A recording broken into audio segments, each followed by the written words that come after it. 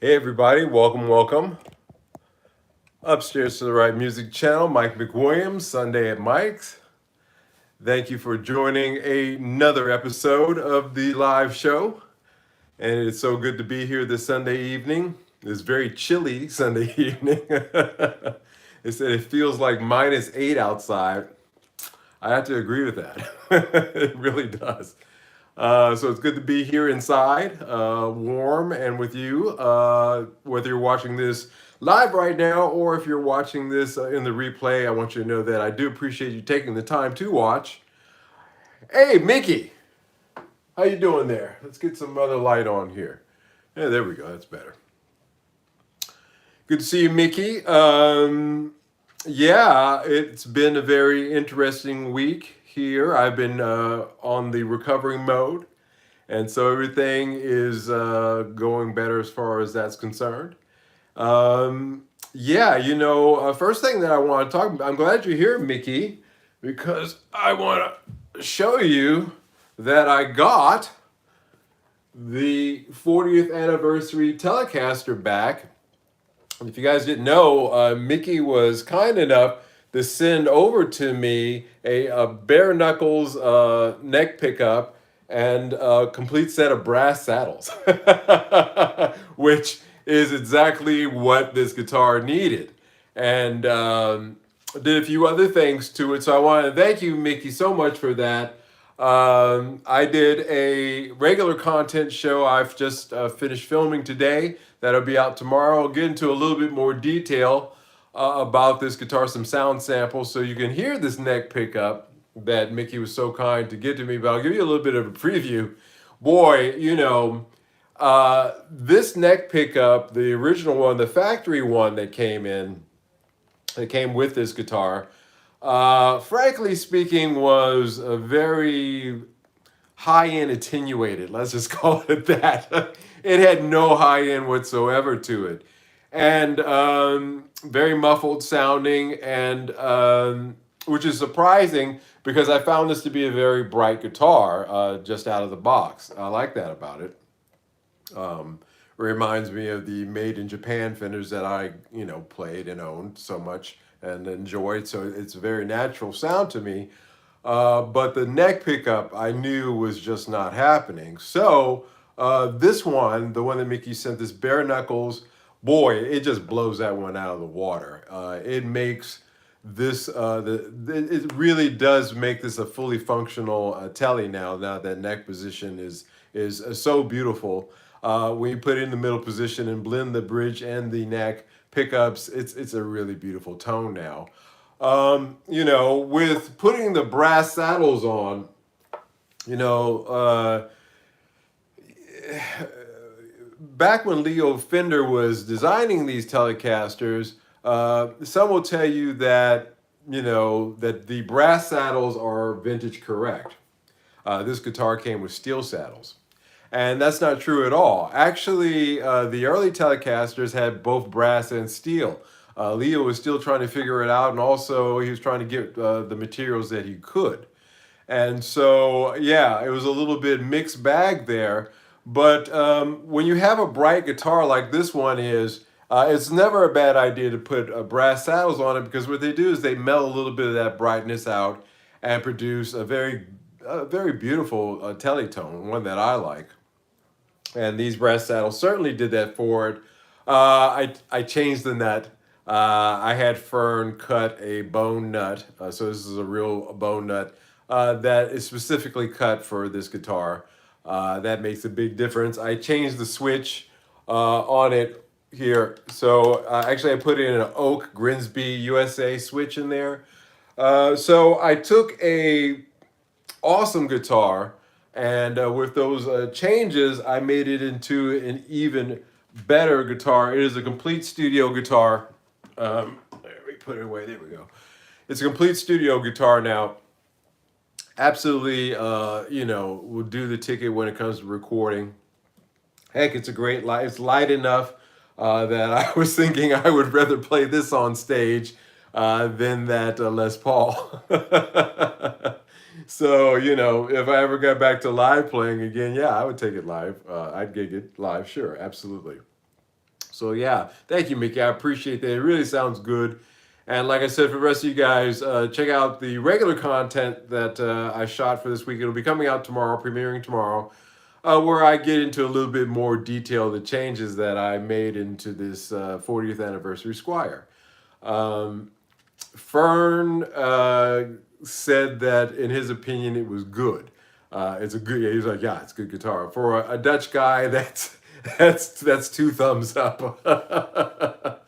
So Fern gave it a full marks and said it was really good. And I'm really happy about that, to be honest. I'll talk a little bit more about this and a few other things later on, but it was an equitable trade. To trade my Blues Breaker pedal for this guitar. I don't miss the Blues Breaker, to be honest with you. I really love playing this guitar. So yeah, there's that. So yeah, I finally got my telly back. It took a month. I almost forgot that I had it. It's been so long. But I was really happy to get it back from him from the shop this week. And yeah, it's killer. It's really a killer telly, and I couldn't be happier with it. Um, you know, that leads into my main top. Well, I have two main topics to talk about actually tonight. So buckle in, kids. Yeah, my first main topic I'd like to talk about is in regards, like the title says, about boutique pedals versus mass-produced pedals. I keep getting into this pedal thing because I've been working on my pedal board here quite a bit for many years now. If you thought the guitar thing or the pickup thing or, all the things associated to that speaker thing was something, some of you guys know out there, most of you guys know out there, the pedal thing is just as, as gassy as all the rest of it. And, but when you start really identifying, if you have a clear idea of the sound that you're looking for, then I think it's okay. You're gonna have to burn through a couple of pedals, or a couple of dozen, as it was in my case, to find the ones that perform a sound and perform and really define the term amp in a box. You hear that term thrown around a lot.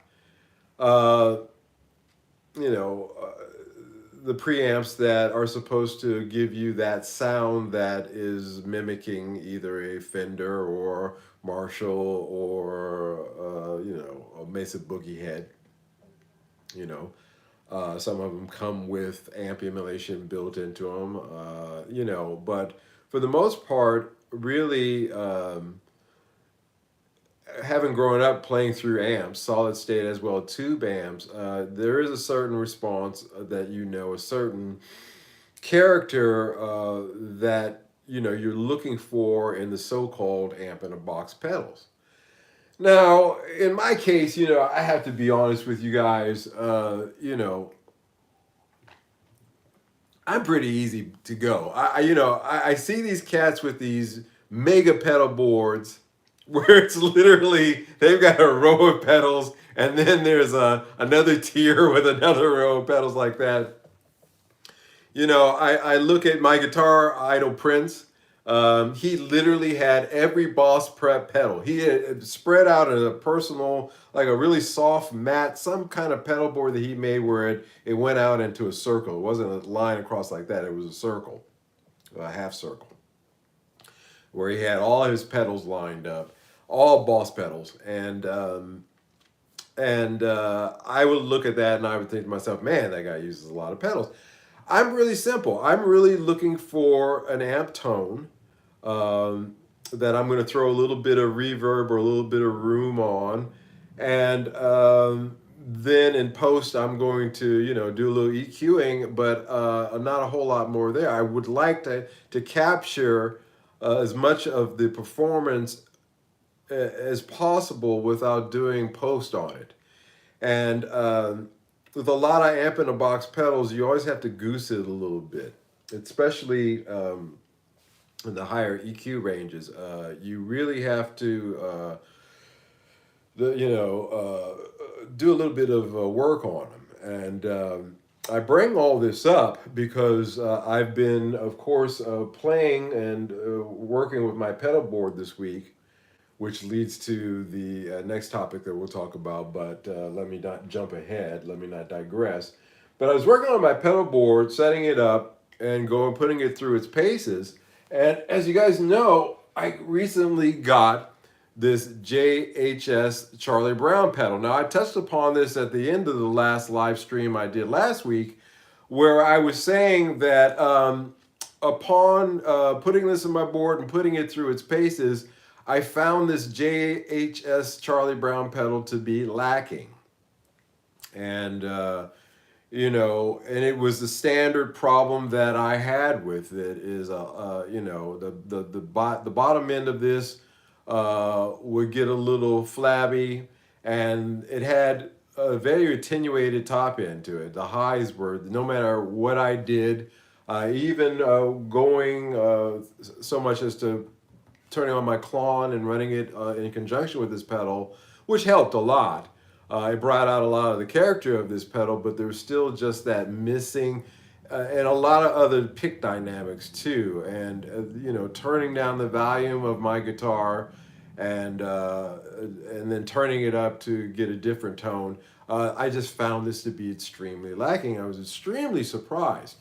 Because JHS pedals have a great reputation, and this is actually my first JHS pedal. Now, I'm not saying that they're all bad, and so certainly that's not what I'm saying here. I'm just saying that I wasn't impressed with this one, especially when you compare it. The one that I'm really starting to compare all of them to is this Lumpy's Tone Shop or Electric Magic Series 7 pedal that it took me, you guys know the story.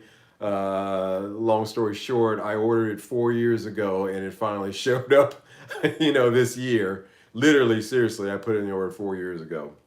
And I just got, that's how long it took for that guy to build it and get it to me. But it is the quintessential amp in a box pedal. When I play any guitar, whether it's my Telecaster or any of the humbucker guitars that I have through it, it really adapts to those pickups, and I can really get not just the clarity, the highs, the lows, everything is tight, everything is there, but also a little bit more of a 3D effect to it where even the little nuances in my pick come through. And boy, that is really something that is tough to find in pedals. And I start to think to myself, well, that's interesting because the only other pedals that I have that are very similar to that are this one. This is an AYA Tokyo custom distortion overdrive pedal. That was handmade, much like Tommy's pedals. This was handmade in Tokyo by Goto-san, and this has that 3D character to it, where it really does sound. This was based on a Marshall stack, where this one also is based on a similar Marshall stack, and this one just blows it away in terms of everything, the clarity, the quality of the sound, pick response, all the things that I talk about, 3D effect. If you guys know what I mean, there's a depth to the sound that you get out of some really good amp in a box pedals. This one doesn't have. This one has. Tommy has this clone that I have that was the enclosure. Inside here, it's a typical Chinese enclosure, but inside this was actually done, as I said before, in California by a guy who hand wired this. He made these. He ordered the enclosures from China, but he did the wiring himself.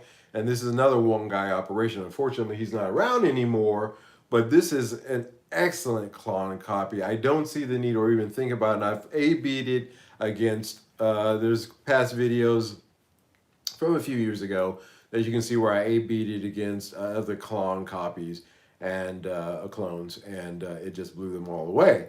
And yeah, so the thing that these three have in common is the fact that they're not mass-produced pedals.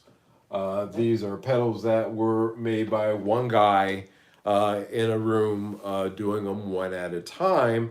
And it's been my experience that these boutique pedals, which is what that basically comes down to, um, in my experience, they have far outshone a lot of the mass-produced pedals. It's just the fact of the matter. I really started thinking hard about this. Now, I will throw a wild card in there on my pedal board. You'll see that I have the Joyo California sound right here. One of the most mass-produced pedals known to mankind, and frankly, one of the cheapest pedals out there. And I love it. That's where the J.A.S. pedal was supposed to sit, but the California still sits there. And is it as clean and have the dynamics of Tommy's Series 7 Overdrive? No, but it does have a lot more going for it than the what is that? Roughly 5 or 6 times more expensive JSS pedal. This is a $20 pedal. The California. You can get those $30 with shipping. The JHS pedal, those will run you about 150. So you guys do the math on that. But yeah, it just blows it out of the way. So I guess the conclusion that I kind of come to after all these years is that your better bang for the buck is if you can find a boutique maker. If you know somebody, that would be a good way to go, especially if they're working on making a pedal that's emulating something that you're interested in. The mass-produced pedals out there, for the most part, are fantastic. I'm not saying that they're not. That's not what this is. What I'm saying is that there is, however, a sonic noticeable quality from the mass-produced ones, from the boutique ones. It's just a fact. And I've been through enough of them to be able to sit here confidently and say that you can hear a difference. Um, and boy, a quality boutique pedal is going to cost you a lot of money. I mean, how many people are on the waiting list waiting to get a King of Tone pedal? And the most famous pedal amongst guitarists of all time is the Klon, which this is a copy of right here. And that was a one-man operation.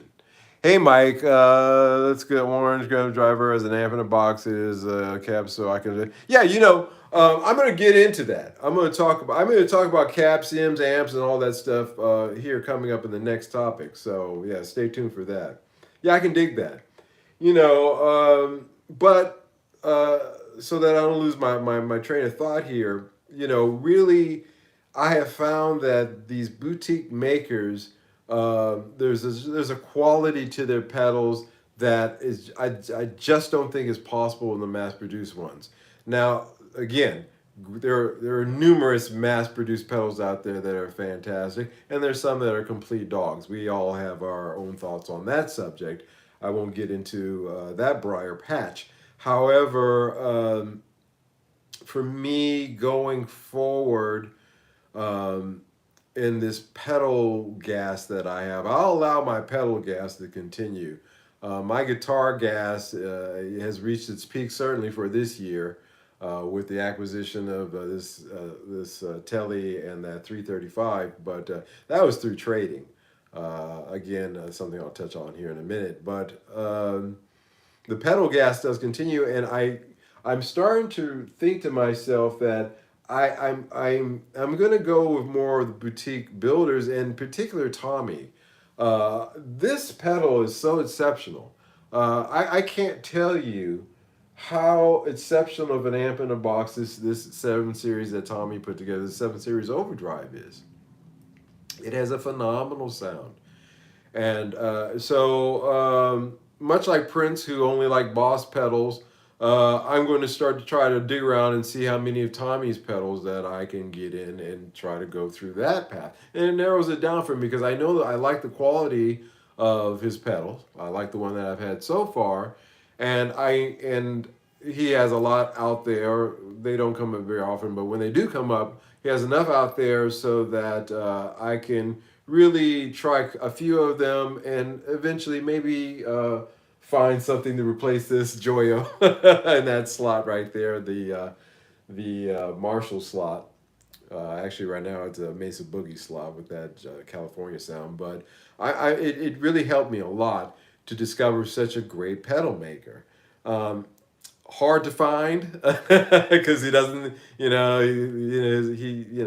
hard to find, but they do show up.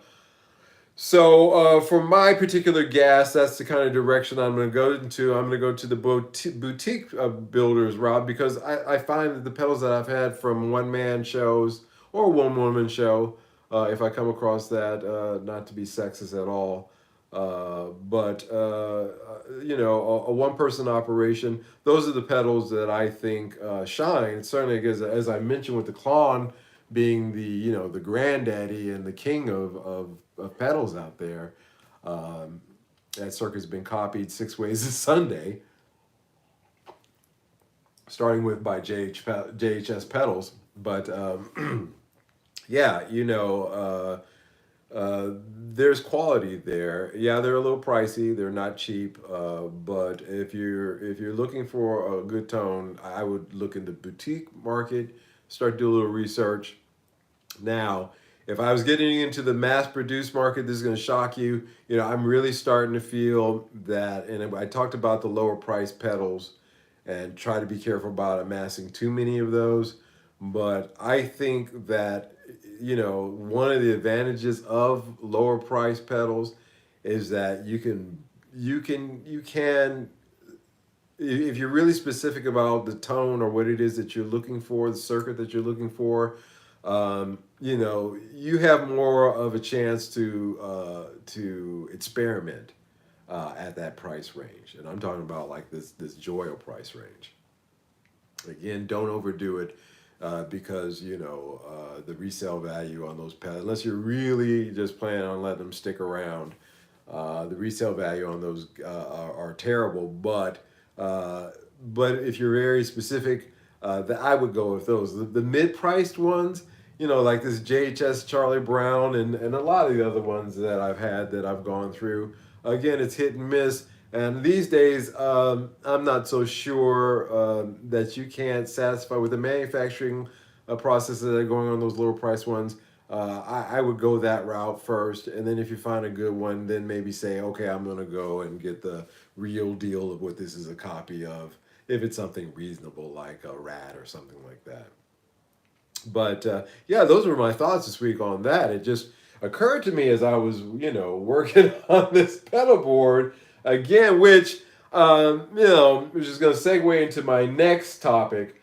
But then it just occurred to me that and then this F1 is a mass produced one. But even with my mass produced ones, I have a tendency to try to seek out, older circuits. Like this is a 90s Noble preamp booster. This is a like 93, 94. This F1 right here is one of the first ones they came out with, 2010 or 11, something like that. It's over 10 years. It's over a decade old. This one is older than that. Yeah, when I do look at mass-produced pedals, I look for the older circuits because those are the ones that tend to be, more desirable. As manufacturers start to cut costs, they start to change circuits to cheaper circuits, or the first one developed a reputation because the manufacturer at that time. Happy holidays! Welcome, welcome. Um, they had an original circuit, but because of cost, they had to change that one, so it doesn't, those kind of things. Again, that's part of the gas too, unfortunately. But I kind of cut through that by buying the original pedals when and where possible. So anyway, I just throw that out there. because this week I really was focusing on this pedal board and getting ready to do some recording here. And and even with that, so going into my next topic, YouTube right now is full of the year-end reviews. So everybody who's got a guitar channel or whatever channel,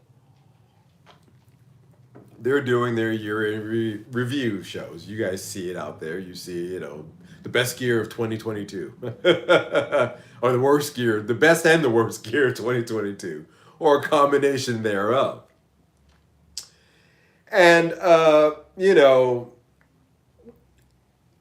the internet is basically fed off of consumerism. We know that that's just the way it is, a fact. And so I don't begrudge a certain amount of that, but at the same time, I couldn't sit here myself with the kind of channel that I'm trying to sculpt here, and the kind of folks like you guys are watching right now, either watching it live right now with me, sharing time with me right now, or watching it rerun. You guys are, from what I've seen, a very intelligent, sophisticated group, and to sit here and go through this is great, or I thought that I think that would bore you. Plus, on top of that, it would be the antithesis of the type of message that I'm trying to put out on this channel.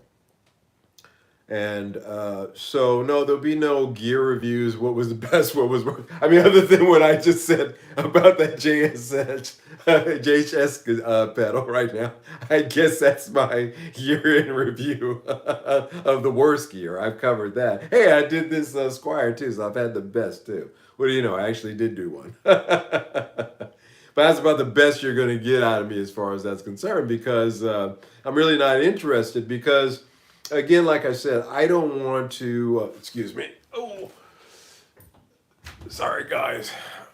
Cat just walked in. He doesn't knock. Consumerism, this focusing on my pedal board is what got me thinking about this subject. Because I said to myself, okay, I really like these Series 7 boards, Series 7 pedals that Tommy did. I really like this pedal. I like Tommy's pedals so much so that I'm going to focus in on trying to get more of them. And not because I need it, because I'm happy with this Joyo California sound. I recorded parts of my album using this Joyo California sound. That's how much awesome I thought it was. And I don't really need to do it. Sorry, guys, I'm a little distracted. I got a cat highway going on here. But it's because it's warm in here. I guess it's a little chilly out there, so I guess it's all right. But I really don't need to do the Tommy pedal search either, because I'm happy with what I have. See, G.A.S really comes about through a feeling of inadequacy. G.A.S is really predicated on you thinking to yourself, well, this was good, and I'm looking for something good to put in this slot. Although I've recorded with this, I've made records with this, I've done X, Y, and Z with this, but somehow or another, I'm still in the mindset to replace it, and now with something quite similar to what's sitting next to it. And I said, why are you feeling inadequate? You've already proven to yourself that this is what you like. Yeah, it's a $20 pedal. So let me shut this. Yeah, it's a $20 pedal, and it's on your board, but so what? You like that pedal. You're always saying that prices are independent of the quality, and certainly there's nobody out there. What's that? And so yeah. So let me get my glasses, guys, because in case these messages pop up because I'm not seeing too well tonight. It's my old age. Yeah, an inadequacy that you just start feeling, and I was feeling it myself, and I started to say, "Whoa, whoa, whoa, whoa! Wait a minute, Mike. Why do you feel, if it comes about, if you have that perfect trifecta, if you find that Tommy's pedal and at that time you got a little extra funds, then yeah, I guess you could pull the trigger on something like that. But it's not something that I'm going to go out of my way to do because I had to say to myself, whoa, dude, you're happy with the way things are. You're happy with the way things are. I'm good. You have to keep that mantra. I have to say, I'm not just putting it out there to you guys. It's my mantra. I have to say to myself constantly. It's like my prayer against gas, gear acquisition syndrome. The prayer against that is just to say, hey, I'm good. And yeah, so these year-end gear things that you see on YouTube, you know, yeah, cool. A lot of these guys, a lot of the shops, of course, they do it because they're in the business of selling gear. A lot of the YouTubers that were, prompting consumerism by promoting and discussing uh, gear, they're going to want to talk about a review of that stuff. It's a good show. It makes sense. You can take footage from the stuff that you've already shot and edit it down, and you can put together a good show. So from that standpoint, it makes a lot of sense. But again, to me, um, it's it's not really, it takes you away from the real thing that you're supposed to be doing, which is writing and producing and playing. Every time that you sit down and you're spending time fiddling around with your pedal board, or pouring through something or gassing over something, that's time that really you could be practicing. And just be good with your God. Now, somebody earlier was saying that they have this and they've got this, and plugins as well. It doesn't have to be a pedal board. It doesn't have to be an amp. It could be a plugin. Plugins are just as good. You know, I think that really it comes down to focusing on what is really important and learning again what it is that you got. When I picked this Squire Telecaster up, it's funny to me. I played Telecasters for so many years that when I pick this up and put it in my hands, it's like being home, and it's weird. It really is. It's such the way it feels against my chest. Um, uh, just the position that where it is when I'm playing it. Um, it feels very comfortable to me because I spent so many years uh, really working on that guitar. Oh, I missed that last one. Sorry. Didn't see what you said last one. I'll get into the comments here if I can later.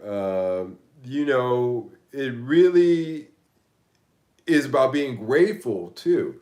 I traded, like I said, I'm not sorry that I traded that Bluesbreaker pedal, that Marshall Bluesbreaker, for this guitar because, frankly speaking, the pedal didn't bring me any joy. This Squire does, and ever since I've had it back for about 4 days now, 5 days, 4 or 5 days now since I got it since Tuesday, and I've played it every day, every night for an hours, and in some cases, some nights, hours and hours. I've just sat there playing, and you know, that Marshall Blues Breaker pedal would just sit here gathering dust. So if it doesn't bring me joy, or if it's just something that's just not conductive to me playing and focusing on writing and doing things I'm supposed to be doing, then really that's when I know I'm doing something that's not helpful. Is guess is And so when again, I'm not harping on the it's just these gear reviews that you see at the end of the year. Also, it feeds into that feeling of inadequacy because you say to yourself, "Oh man, I need to up my gear game. I need to get that new whatever, or I've got to get the latest this that, or other." And but guys, next year it'll be the hottest, the best in the worst of 2023, and it's going to be the same thing cycling all over again. And there's got to be a certain point where you want to get off that particular roller coaster, the carousel. I'm sorry, more adequate.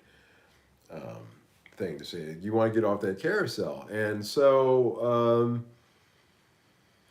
this time of year too puts you in the mindset of, well, it's Christmas time, and much like Pavlov's dogs were conditioned to start to salivate over what we can acquire this time of year. And the truth of the matter is that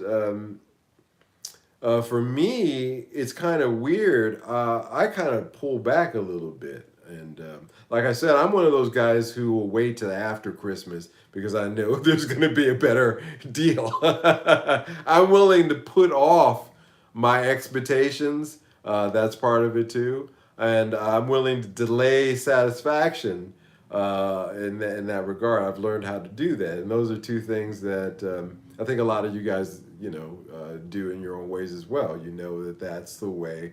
Those are ways also to overcome gas, and also to help your wallet out as well. Because seriously, think about it. The prices after Christmas, they have a tendency to be the better deals. Sure, there's Black Friday deals and things like that, but the after Christmas deals are even better. So worth waiting for. Yeah, I'm being the anti year in. I guess this last little message that I'm putting out tonight, this last episode, I'm kind of being the anti year in gear reviews. Every piece of gear, including this J.S. Charlie Brown, as you guys have seen, I played out here on this channel with you, being 100% transparent, I got through trading other gear for. I think it was like 80% trade, and then a little bit, the other 15% was cash. Not a lot. That's for pedals and two guitars, a Squire and that Joe Bonamassa 335. Those are trades. And I feel happy about those trades because all those pedals, they were vintage pedals, and they're considered to be pretty, desirable, but I wasn't getting any joy out of them. Yeah, I had talking. Oh, cool! I've got this, I've got that, I've got an original MXR pedal. It's just like those are great things to have. Bragging rights on Instagram. But when it came down to bringing me any joy or contributing to me working, uh, it's just what there was nothing there for them. They were that's all they were. They were just bragging rights, especially the Blues Breaker and a few of those other pedals.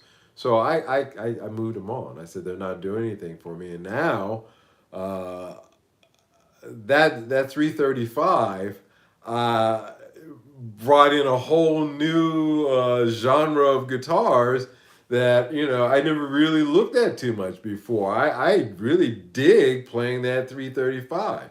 Yeah, I look like a little kid playing it because it's so huge and I'm so small. But I really dig playing that 335. It's in its case here behind me, which is where it will stay. As I said, it's a case queen. I will bring it out and play it every now and then, but I'm keeping its condition good because it's more of a. It's going to be a trade up one of these. I know I'm going to trade it up for something else, and see that's why I'm trading up. I'll take this. I'll trade these things up to so I can get this. then I'll take this so that I can trade it up to get this, couple with these. I like being in that position to be able to trade, and I feel better about it too. My wallet feels a lot better about it, and my studio feels a lot better out because I'm sifting through gear that I don't need, but I'm bringing in gear, new gear that I can share with you guys, but also that I just really can use. And the 335 thing surprised me. I never really looked at them too much. Of course, I knew about them. I studied them to a certain extent, as I did with all Gibson models, but I really like it. I like playing it. So much so that even I'm not considering it to be a keeper guitar like the Squire or my '59 Epiphone, but I am thinking about one of these days, not anytime soon, but acquiring a 335 that will be my keeper. What's this here? I do enjoy the feeling of a good trade over a flat icon. Yeah, yeah, yeah. It feels a lot better when you do, and like I said, you're doing yourself a favor because you're shifting gear you're clearing up space, and you're moving into a direction of something else that you can appreciate that for a little while, and then maybe you can move that on. So think in those terms, guys. Take a look around your room and look at what you could trade up for something. Always be thinking about can I just buy this on anybody can take a credit card and buy something on Sweetwater or Tomon. You do that. But if you have the opportunity to deal locally with a local store or find somebody online that seems to be dependable. One of the pedal guys that I do swaps with, I've never met him face to face. He's here in Amsterdam, but we've never physically met before. We've only done business. I'll put the pedal in a box, send it to his place. He'll send me the one that I'm trading it for, and we've done business like that for a year now, and it's worked out great. Find somebody like that, you can do that, and don't let the year-end, parade of gear make you feel inadequate. Don't let it make you sit around your room and say, "Boy, I could use this or use that," because the reality is you probably don't. You're probably good. Even if you got a I mean, I'm sitting here with a bunch of crap here behind me. Well, it's not crap, but I got a bunch of stuff here and surrounding on the floor and behind me and cases and over there. But I've been happy when I just had a guitar and an amp. You know, you know, when it was a good guitar and a good amp. And I've had a great guitar and I've had great amps. So I've been lucky in that regard. If you got a great guitar, you got a great plug-in, it's the same thing. Just. So don't let the inadequacy hit you, because that's what those shows, in my opinion, are designed to do. They're designed, and whether intentional or unintentional, that's how they come across. Let me see what we got here. The reality is, you probably yeah. The reality is, yeah. Whether do it intentionally or not, it promotes an inadequacy. It's to say, hey, look, this came out this year, and this is the greatest thing, and everybody, this was the best-selling guitar of this year, and no, don't do that. What you're saying to yourself is this something that I really need, and then you buy it, and that's independent of what time of year it is. So the inadequacy is what I'm addressing when I'm talking about tonight. When I got the Telecaster home and took it out of its case and plugged it into my Laney, which, as you know, there's no pedals on that Laney. I plugged straight into my Laney. Vintage greenback from '72. And I flipped it into that neck position to hear what this bare knuckle pickup sounded like. I was very excited. I was just blown away, and And I sat there and I just played for about a half hour. And what's this here? I'll be the first to admit I'm not sucked into more than once. I'm not proud of it. Yeah, Ben. Well, that's what I'm saying. That's why I'm kind of getting into that because you don't want to get sucked in, But yeah, when I plugged in, I was really, that was, well, that's all I needed. I just needed this Squire and that amp. And if that's all I had, if all of this other stuff disappeared and I was left with this Telecaster, all these other guitars, all this other stuff, and that amp, I'd be happy because I could still rock it. I could still do what I needed to do with just that. Everything else at this point is gravy. Well, maybe not this pedal board because again, since I don't record using the amp anymore, I stopped doing that because I don't have a studio like I did in Singapore anymore, and I have to be conscious of noise. This is not gravy. This is actually a necessity now. It started out as gravy, but it's become a necessity now for my work. Uh, but even with this, like I said, I'm getting to that point where I'm like, dude, if you know what direction you want. You want to get another one of Tommy's pedals, but don't do something stupid to get it. Don't reach into your pocket. Because I know where one is at right now, and it's just a credit card away. And I'm tempted, but it would be stupid. I'm going to tell you guys. Again, 100% transparency on this channel. I know where there's a Tommy's pedal that I'm very interested in obtaining. It is a credit card away, literally, but I am stopping myself from doing it. I'm saying no because it's not. It's not a complete. It's not. I'm not. It's not.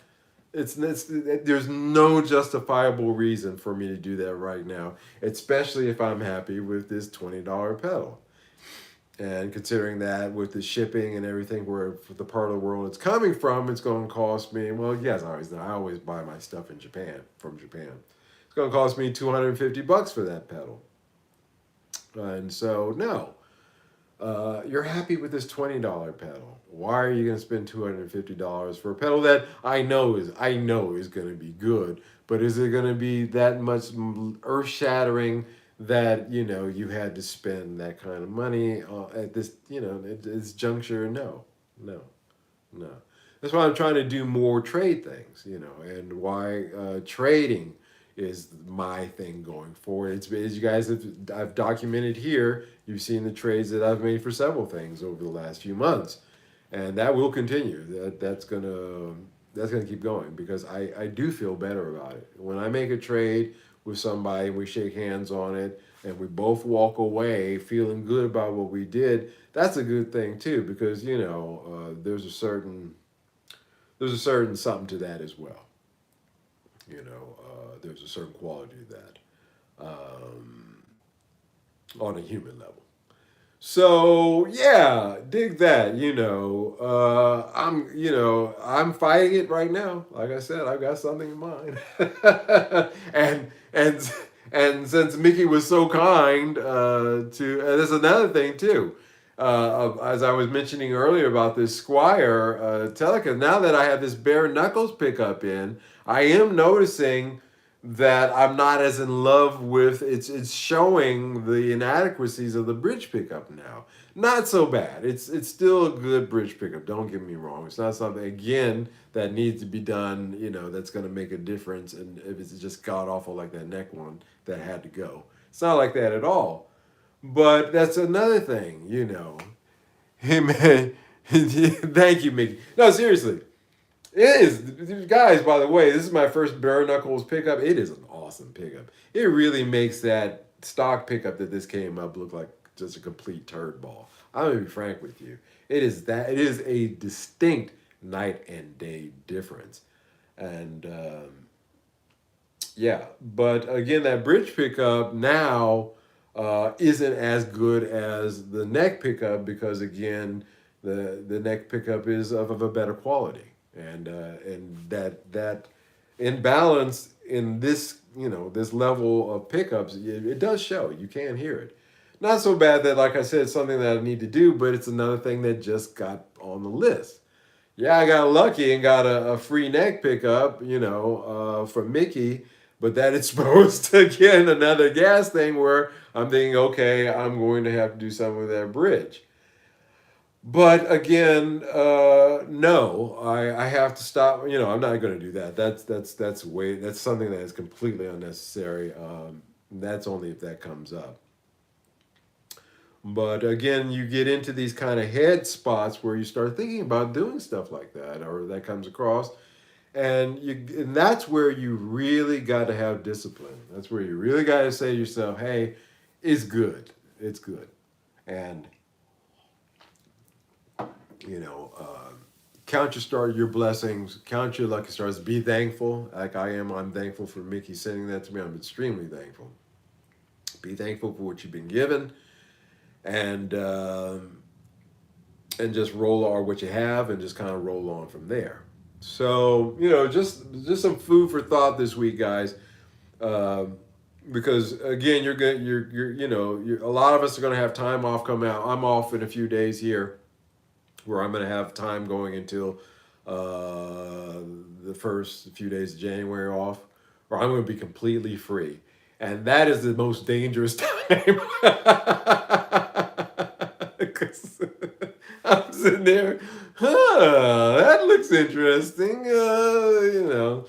and you just have to, stop yourself. But yeah, it's a dangerous time we're going into here, and but I'm good. I that last little trade that I made with Barry for this 335 again. Like I said, I still feel good about it. I don't miss those vintage pedals that I traded with him for. I don't miss them. It's just something that I don't miss. So you know. That was it for me. I said, "Hey, that was lucky. Don't press your luck. Let's be good with it. And be done." So that's where I'm at. But again, like I said, I see on YouTube, I see all these year-end guitar best and worst of lists, and I just think to myself, okay, more power to you. But that's consumerism. That's really what that is. That's feeding that monkey. Let's see here, man. I thank you so much for pointing this out here. Exactly stayed on my end for something. Yeah. Hey, I'm glad to be. Frankly, sometimes I think I'm preaching to the choir, if you know what that means. But I'm like you guys. I'm just like I'm of the same. We're all of us collectively are of the same frame of mind, and especially this time of year. So I think, like any other good, group session, anonymous meeting, a gas anonymous meeting, we all sit around in a circle and, hey, I'm Mike. I suffer from gas. I was thinking about buying a $250 pedal that I don't need. Especially when I just picked up a friggin' awesome guitar last week. Dude, what are you doing? Even that, when I say it, it sounds ridiculous. It's like, stop it. No, but I made that trade because, again, that Joe Bonamassa, he only had one, and it was really, yeah, he only had one, and I really had to make that decision, and it was something that we were both happy with, so I decided to do. But that was the real reason, and there shall not be any more of those again. So that also played a part of that. But yeah, yeah, I just feel that we're bombarded with this stuff. I watch more YouTube than I do regular TV. And as far as regular TV, it's really like iTunes or a little bit of Netflix. But I watch mostly in that, and I did like my favorite TV show. I've watched it like 50 times is Grimm. That's my favorite TV show of all time, and I watch that over and over again. And I don't watch a lot of network TV, but I do watch YouTube, and of course, because I'm a guitar channel, my feed is bombarded with guitar stuff. And that's how I've met a lot of great guys like a 3-chord Dave, really great guy. A lot of the other guys that I've met because they came up in my feed and I went to go check them out, and I thought they were awesome. But also because of that, you get a lot of the, you know, the buy me stuff, you know. And when I do reviews, I really do them with the mindset of not trying to sell you anything. I do it with the mindset of really trying to say, hey, look, this is this instrument. I'm, you know, a pretty older guy. I've had a lot of guitars in my hand. Like, you know, I'll use this as an example. I've had a lot of guitars in my hand. I've had a lot of Telecasters. And when I tell you that this 40th anniversary, at least the one that I got, and I'm only going to speak for the one that I got, is probably one of the best Telecasters that I've had, really, in my hands ever.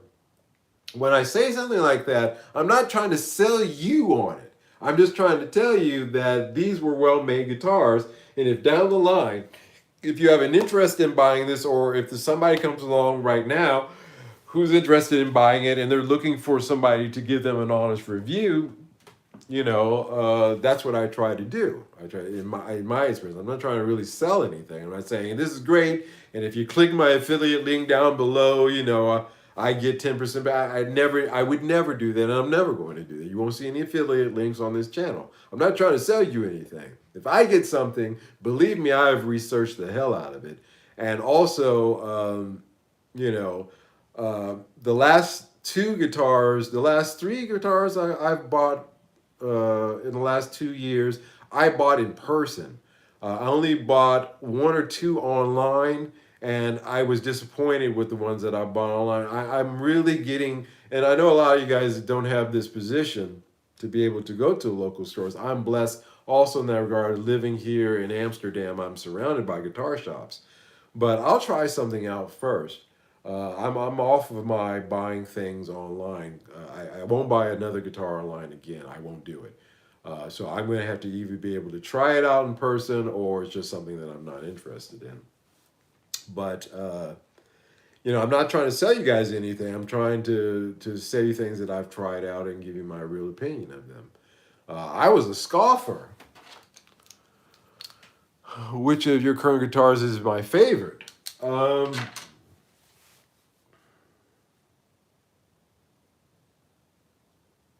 That's a good question.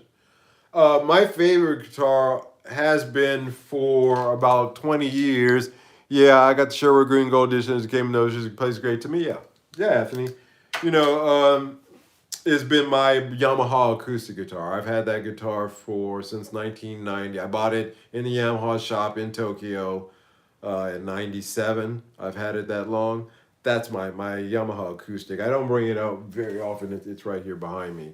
That's my favorite guitar. Now of electric guitars, as you guys, if you follow this channel, you've seen I've gone through a lot of guitars. The oldest electric guitar now that I own is my '59 Epiphone. Um, the Squire, and oh, and then of course I had the Harley Benton that I got the SG copy just because I wanted an SG tone. But again, that's a studio guitar. That's not something that I bring out unless I'm recording or I need an SG sound. So I have to say right now this Telecaster, but that's only because a little bit more than that '59, and I know I've only had it, and I've only really had it for less than a month now, but I love Telecasters, so I'm always going to pick a Telecaster over anything else. I'm a Tele guy when it comes down to it. So if that answers that question, you know, yeah, I'm not trying to sell you guys anything. I'm just trying to tell you things. Like I just talked about this JHS Charlie Brown. I would not recommend it to you at all. I wouldn't recommend it. If they all have that sound, now you know it could be just this one too. There's always that. But if they all sound like that, then it's a hard pass because it really truncates those high ends, and I'm really sensitive to that. You know, you know, I'm old, but my ears still work, And when you got a $20 Joyo that blows that out of the water, that's a problem. Now, of course, people swear by the Angry Charlie and say that that's the great tune pedal. A few other JHS pedals, and I'm sure they are. But my first encounter with the JHS pedal was not a positive one. Not a bad pedal, just not for me. Um, I'm not trying to sell you guys anything, and I just really kind of want to just talk, just have a conversation about things, and get your feedback and tell you my thoughts on them. And maybe even every now and then save you a little bit of money by talking you off the limb when you're experiencing gas and you're about to take a plunge. And sometimes you guys talk me out of it. And sometimes, we help each other. It's just one of those things. Like I said, we have a community here. This is what a community is. This is the type of thing that I wanted to do with YouTube. I wanted to have these kind of talks and bring up these kind of subjects because, my gosh, boy, are we in the thick of it right now. So, gentlemen, ladies, let's all keep our heads. Let us keep our gas in check. Let's really just be thankful.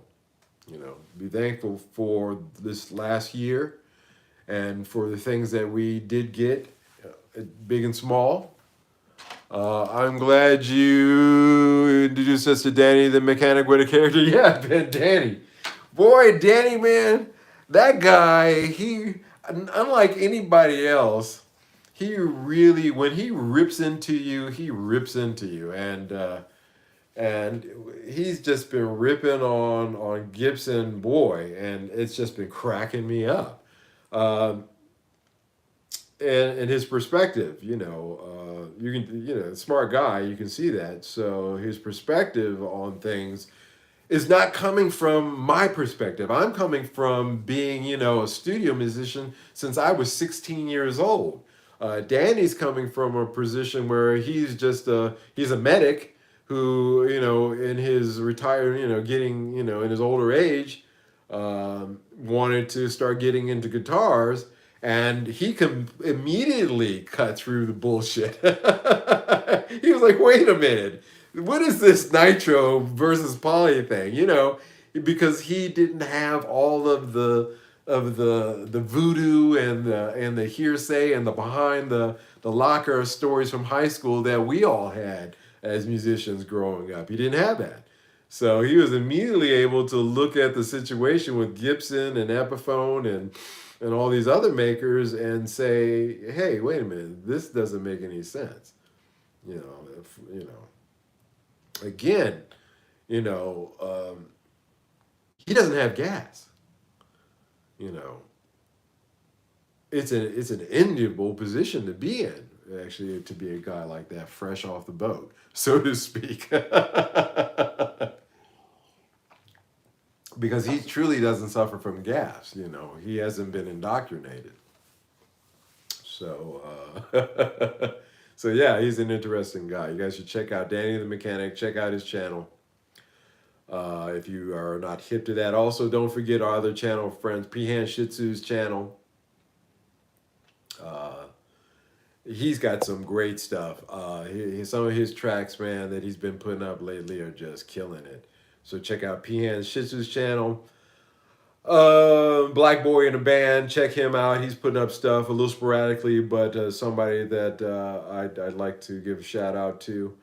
Yeah, guys, this YouTube thing is great. I enjoy it a lot. Tomorrow I will get up. I will do a little bit of my work, and then I will edit the video that I shot today for this 40th anniversary Telecaster, talking about the mods that I made to it a little bit more in depth. And I enjoy that. I enjoy putting this content out. Now, I don't get a lot of views on it, and I know a lot of guys grouse and get discouraged. But this is a marathon. This isn't a race. And I do believe that adage that if you build it, they will come. And so I'm really glad that every Sunday night I come here, and at any given time, I've had 20, 30 people that drop by to check out and to just say hello or to listen in for a few minutes, and that means a lot to me. Field of Dreams, yeah. If you build it, they shall come. And that's what we're kind of doing here. We're building this a little bit by little. And it's rewarding. And I'm not discouraged at all. As a matter of fact, I'm encouraged every week. I'm always thinking, okay, you got to give them something. What are you going to talk about this week? What are we going to do? And I like that because it keeps a creative part of me going as well. I have to write a script or scripts. I've got to shoot. I've got to edit. So uh, it keeps the creative forces going. And it's funny. I'm not agonizing over what software I'm using. I'm not agonizing whether my camera is the latest up to date thing either. I'm not having gas over, the YouTube orientated, the things that I need to create YouTube. Dig that.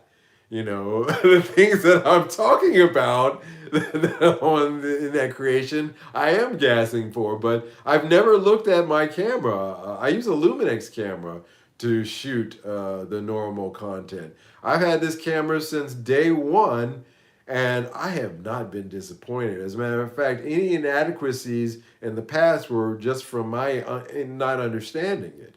I've gotten better with it over the years. I've gotten better with lighting, and it reflects in the quality of my videos, audio, and things of that nature. But I've never sat here and thought to myself, boy, there's that new Luminex that just came out. I sure do need to get that. This is an awesome shot. Thank you, Mickey. I've never sat there and thought that. I've never gone to the photography channels and gassed over the latest thing. No, I've been completely happy with it because it works. you know, and dig that. That's funny. I just now thought about it. I never thought about that before. Um, I got to work on. The set that I shoot out there is a section of my living room that is set up for me to play guitar. That's where I sit in the evening and play guitars at, either on the sofa there or on that wooden milk stool. And so set is something that I had to, you got to set up and frame it. And one of these days I bought this shelf that I'm going to put in so that I can put more pedals up there, so that but I never gas over any of those things, and I don't worry about them too much. It's funny, again, the equipment to shoot the videos, I don't think twice about. When this camera dies, I'll get another one, whatever as good as equivalent at the time is, and that's it. I really wish I could say the same thing about this stuff. I really do. Probably gas over a speaker than a camera for musicians. Yeah, yeah, yeah. You know, that's another thing altogether. Because I got lucky with the speaker. Greg, the guitarist, like I said, when he and I made that deal, and he sent over those vintage greenbacks, you know, I found the speaker of my dreams, and I've never. And that's funny. That's another thing too. I've never even thought about changing the speaker in my Laney. I've never contemplated it once. Johan Segborn, out of Sweden. I love his channel because he's always talking about speakers. He's focusing always on pickups and speakers, which is, again, one of the reasons why I say to you, your key components are your pickups and your speakers. If you don't believe me, go over to Johan's channel and take a look there. And he will prove that to you day and night, 24/7, 365. But I look at his, I listen to him, and he's played a few that I was like, wow, that's a fantastic tone. But I've never ever really seriously contemplated replacing my vintage greenback because it does everything that I need to do. I can do jazz with it, I can do rock with it, I can play pop with it. Um, I'm playing a lot more jazz these days. It has a beautiful, beautiful tone to it, that speaker. So yeah, man. I don't. It's funny the selective things that you gas over. And then you got guys who gas just over everything in the studio. I've known guys like that, but don't be that guy. All right, we have reached the end of tonight's broadcast. I appreciate very much you guys showing up and taking the time to watch this and spend an hour with me this evening. Yeah, coming up, like I said, this week will be the regular show, which covers the modifications I did to my Squire 40th anniversary. And next weekend is Christmas weekend. Let's see what we got here. It's another show. Take care, Ben. Thank you for showing up, brother. I really do appreciate it. And all you guys, Mickey, all you guys showing up. Thank you.